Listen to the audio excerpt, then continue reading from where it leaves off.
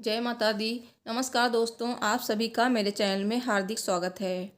दोस्तों, आज हम जानेंगे चैत्र नवरात्रि 2024 अष्टमी और महानवमी कब है, कन्या पूजन कब करना चाहिए और अगर कन्या ना मिले तो कैसे करें कन्या पूजन।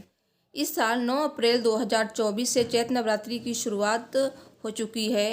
हिंदू धर्म में नवरात्रि का विशेष महत्व होता है और नवरात्रि के पावन दिनों में माँ दुर्गा के 9 अलग अलग स्वरूपों की पूजा की जाती है और नवरात्रि के 9 दिनों तक भक्त व्रत रखते हैं, माता रानी की पूजा अर्चना करते हैं, घट स्थापना करते हैं और अखंड ज्योति जलाते हैं। वैसे तो नवरात्रि के हर दिन का खास महत्व होता है, लेकिन आखिरी के 3 दिन सप्तमी, महाअष्टमी और महानवमी अधिक महत्वपूर्ण माने जाते हैं।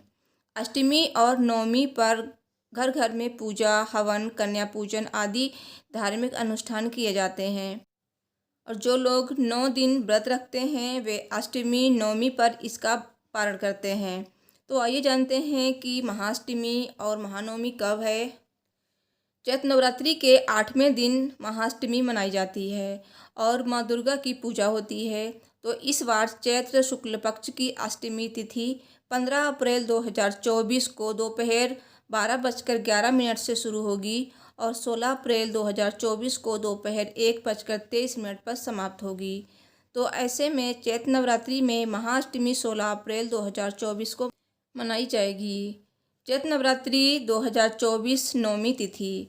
तो नवमी तिथि का प्रारंभ होगा 16 अप्रैल को दोपहर 1:23 से और 17 अप्रैल 2024 को दोपहर 3:14 पर समाप्त होगी। तो ऐसे में नवरात्रि की महानवमी 17 अप्रैल 2024 को मनाई जाएगी। इस दिन देवी के 9वें स्वरूप माँ सिद्धिदात्री की पूजा की जाती है। साथ ही इसी दिन नवरात्रि व्रत का पारण भी किया जाता है।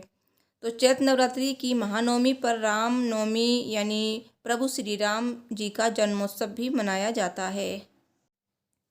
चैत्र नवरात्रि में अष्टमी और नवमी तिथि महत्वपूर्ण मानी जाती है। अष्टमी और नवमी पर कन्या पूजन, हवन और व्रत का पारण किया जाता है। कहा जाता है कि यदि कोई नवरात्रि के 9 दिन व्रत और पूजा न कर पाए तो अष्टमी, नवमी पर पूजा करके माता रानी का आशीर्वाद प्राप्त कर सकता है। दोस्तों, आप नवमी को हवन कर सकते हैं, कन्या पूजन भी कर सकते हैं या फिर अष्टमी को भी आप हवन कर सकते हैं। और अब जानते हैं अगर कन्या ना मिले तो कन्या पूजन कैसे करना चाहिए। दोस्तों, नवरात्रि के व्रत रखने के साथ ही अगर आपने कन्या पूजन नहीं किया अष्टमी या नवमी पे तो व्रत पूर्ण नहीं माना जाता है और माता रानी की पूर्ण कृपा भी प्राप्त नहीं होती है। तो नवरात्रि के व्रत के साथ ही कन्या पूजन जरूर करना चाहिए, तभी माता रानी आप पर कृपा बनाएंगी और आपकी पूजा स्वीकार करेंगी। तो ऐसे में होता है कि कभी कभार कन्याएं नहीं मिलती हैं, तो क्या करना चाहिए, कैसे करें कन्या पूजन। तो आपको यहाँ अगर कन्या है तो आप कन्याओं का पूजन कर सकते हैं। चाहे आपको 2 कन्या मिले या 1 कन्या मिले तो भी आपको कन्या पूजन अवश्य करना चाहिए।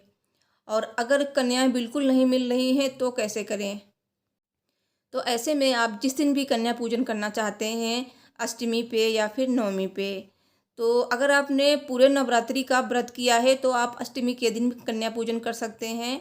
और अगर आपने शुरुआत का मतलब पहला और अष्टमी का व्रत किया है तो आप नवमी को कन्या पूजन करें, उसके बाद ही आप पारण करें। तो उस दिन आपको भोग प्रसाद बनाना है। तो भोग प्रसाद में आप कुछ भी बना सकते हैं, जैसे कि हलवा पूड़ी, दही जलेबी और बहुत लोग सब्जी पूड़ी भी खिलाते हैं। तो अगर आप सब्जी पूड़ी खिला रहे हैं तो सात्विक सब्जियां होनी चाहिए, मतलब जो भी चने की सब्जी बनाते हैं ना, सात्विक होनी चाहिए। लहसुन प्याज का सेवन बिल्कुल नहीं करना चाहिए, ना ही सब्जी में डालना चाहिए।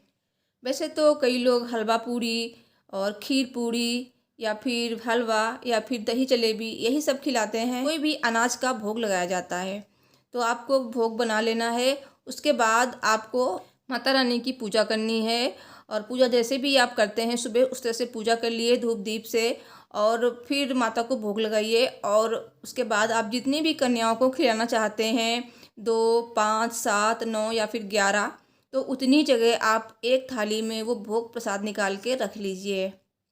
तो इस तरह से माता रानी को आप वो भोग अर्पित करेंगे और उसके बाद माता रानी से प्रार्थना करेंगे कि माता रानी, आप सब जानती हैं और मुझे कन्याएं नहीं मिली हैं, तो मैंने ये भोग आपको अर्पित किया है कन्या समझ के, तो आप मेरा भोग ग्रहण कीजिए और मुझे क्षमा कीजिए। जो भी गलती हुई हो पूजा में और मेरे व्रत में, जो भी गलती हुई हो 9 दिनों में, उस आप क्षमा कर दीजिए और ये भोग प्रसाद मेरा स्वीकार कीजिए और मेरी हर मनोकामना को पूरा कीजिए। मेरे घर में सुख समृद्धि आए, बरकत हो। यही सब आप आपकी जो मनोकामना है माता जी से अवश्य कहें। फिर आप थाली का भोग प्रसाद गाय को भी खिला सकते हैं, क्योंकि गाय में 33 कोटि देवी देवता होते हैं, तो आप गाय को खिला दें। और उसके बाद दो जो भी आपने दक्षिणा चढ़ाई है, पहले तो आप माता जी को दक्षिणा उसी थाली में रख लें और उसके बाद जो भी दक्षिणा है उसे आप गौशाला में दे सकते हैं, या फिर आप किसी मंदिर में भी दान कर सकते हैं। मंदिर में कन्याएं होती हैं, आप उनको भी दे सकते हैं। तो इस तरह से आपका कन्या पूजन भी हो जाएगा। और अगर आपके यहाँ मंदिर में कन्याएं मिल जाती हैं तो आप घर से पैकेट बना के ले जाइए प्रसाद के, मंदिर में भी दे सकते हैं, मंदिर में कन्याओं का पूजन भी कर सकते हैं। और दोस्तों, अगर आप भोग प्रसाद नहीं बना सकते हैं तो आप पैसों के द्वारा भी कन्या पूजन कर सकते हैं। जितनी भी कन्याओं को आप पूजन करना चाहते हैं, हर एक कन्या के हिसाब से आप पैसे निकाल के माता रानी के समक्ष रख दीजिए। फिर अगर आपके आसपास कोई भी कन्या मिले, उन कन्याओं को वो पैसे आप दे सकते हैं। और या फिर नहीं मिले तो आप मंदिर में जाकर कन्याओं को दे सकते हैं या फिर दान पात्र में डाल सकते हैं। तो इस तरह से भी कन्या पूजन किया जाता है। बस आपके मन में श्रद्धा होनी चाहिए, और श्रद्धा बहुत बड़ी चीज़ होती है। श्रद्धा भक्ति ही सबसे महत्वपूर्ण है। तो भगवान हमेशा भक्त के वश में होते हैं। पूजा अर्चना करिए, माता रानी की कृपा जरूर मिलेगी। तो कन्या पूजन अवश्य करें अगर आपने व्रत किया है नवरात्रि में। अगर नहीं भी व्रत किया है तो भी आपको कन्या पूजन जरूर करना चाहिए। मतलब कन्याओं को आप दान अवश्य करें नवरात्रि में या फिर नवरात्रि के लास्ट डे, तब भी आपको माता रानी की असीम कृपा मिलेगी। दोस्तों, वीडियो पसंद आई है तो प्लीज़ वीडियो को लाइक कर दीजिए, चैनल को सब्सक्राइब करिए। जय माता दी।